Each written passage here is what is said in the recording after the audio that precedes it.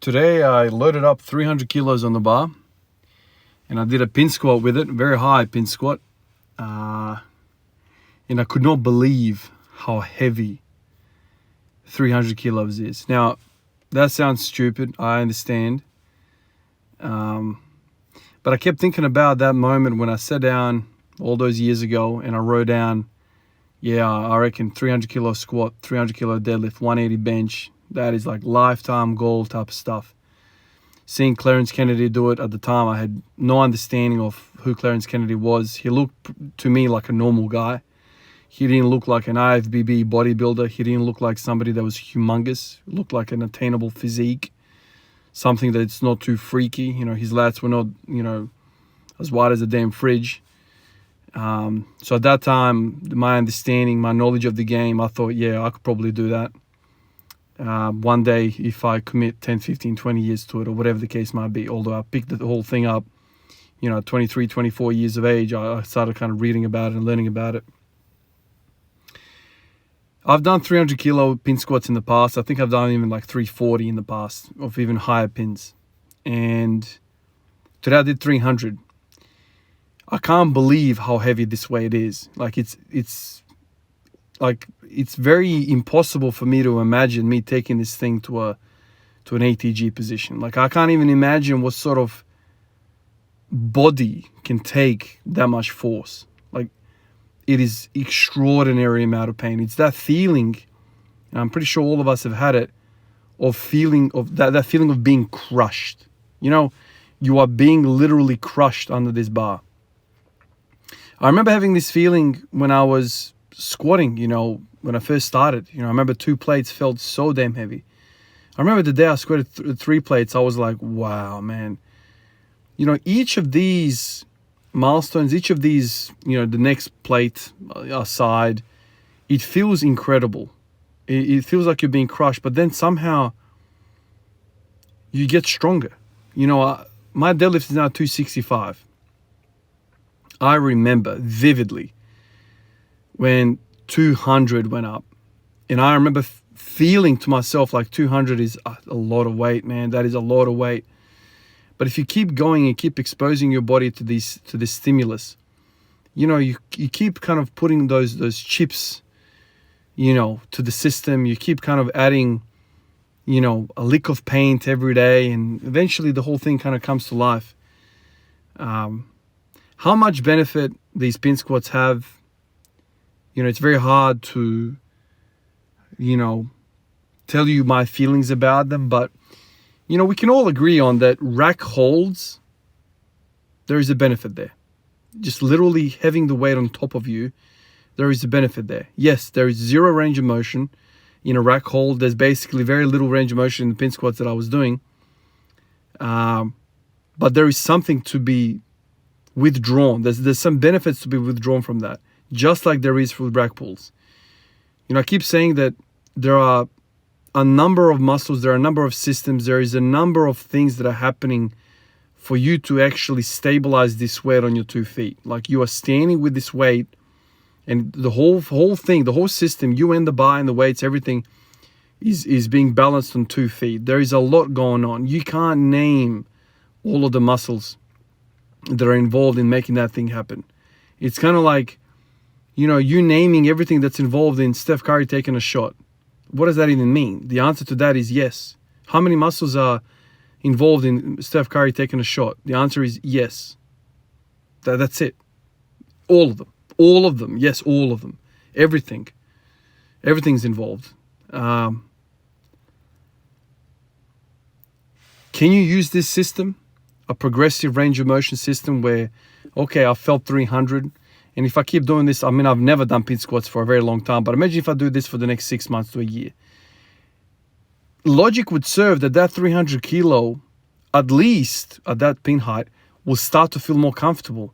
At least the central nervous system is not going to get surprised to have that much weight on the system. That in itself is a positive, right? We've been, down this path before. We've felt this weight before. Okay, no worries. Let's shit ourselves a little bit less this time. Feel it. Okay. Now, if I would say, okay, let's lower the pins. After I reach that comfort level of 300 and it comes off those pins a little bit better, let's drop to the next spin. Now, the next spin, it's not 300 kilos anymore. It's like 1,000,000 kilos. Like I've tried this where you're just dropping one pin and 40 kilos less, right? So let's use 260 now is immovable from the next pin down. So that whole projection of let's just keep sliding the bar down, like it's exponential. Like the difficulty is exponential because the angles, of your limbs, like knees, hips, ankles, it kind of like exponentially complicates things. So yeah, you might have dropped those pins by, 5 centimeters, but the amount of force required for those muscles in the system to overcome that force, it goes up by 30, 40, 50%. It's exponential. Like it's not the same, even though you might be using less weight. I've felt that. And if you want to really challenge yourself, like put the pins at the parallel level. I'm talking about that your femurs are parallel with the ground, and try and see if you can squat 80% of your freaking max from those. I literally find it impossible. It is impossible for me to squat, 170, 180 kilos from parallel. It's like, basically what I end up doing is deadlifting that thing up. I do a good morning.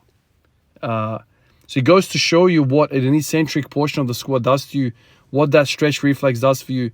So if you were to kind of map out, all the way from a standing position all the way down to an ATG position, the amount of force or the amount of kilos you can squat at each level. So let's say 300 kilos I can do from a very high pin. And the very next spin, I might drop down to 240. The very next spin, I drop down to 210. Very next spin, I drop down to 170. At parallel, I'm at 150.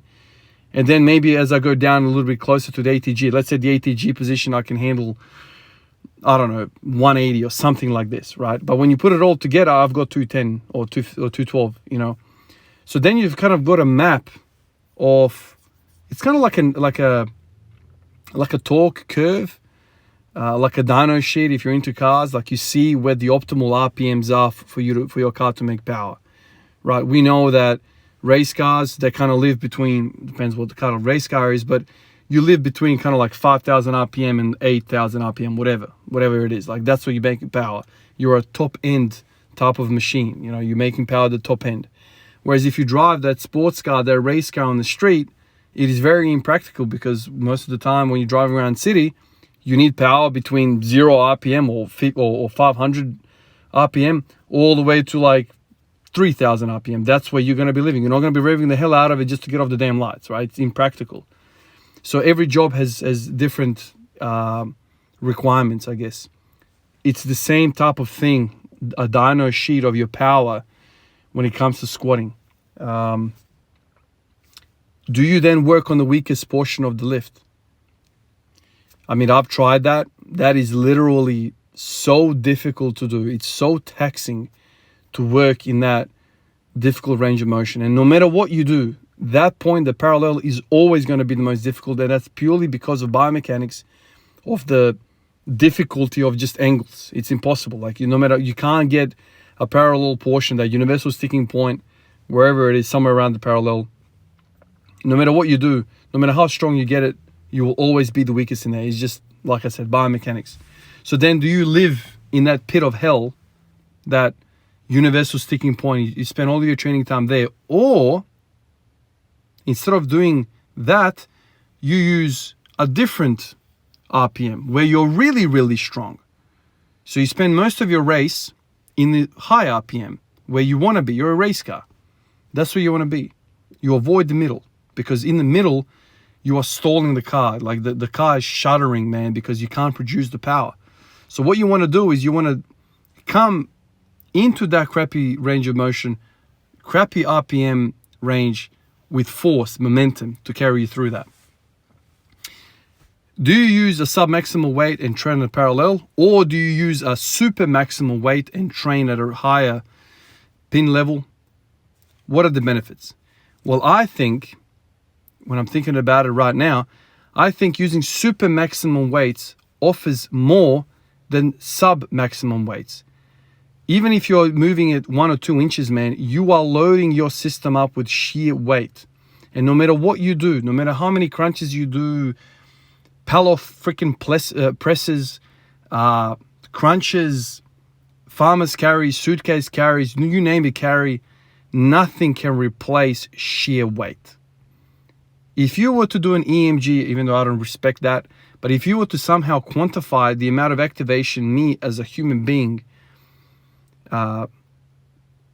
had under a 300 kilo pin squat versus a, I don't know, 130, 140 kilo parallel squat, how much activation would there be? I don't know the answer to that, but all I know is that when I'm lifting 300 kilos off those pins, I am fully contracted. Literally, there's nothing on me that is chilling. Nothing.